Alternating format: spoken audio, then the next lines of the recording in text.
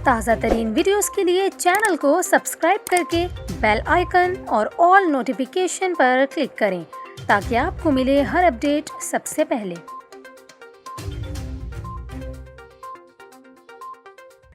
और यहाँ पर आपको खबर दें, महकमा एजुकेशन पंजाब और महकमा सेहत पंजाब ने स्कूलों और दीगर तालीमी इदारों में भी कोरोना टेस्ट करने का फैसला कर लिया। महकमा तालीम के मुताबिक रैंडम सैम्पलिंग के लिए तालीमी इदारों में 12 साल से ज़ायद उम्र के तलबा के टेस्ट होंगे, जबकि स्कूल में मौजूद तमाम असातिज़ा के कोरोना टेस्ट भी लाजमी होंगे।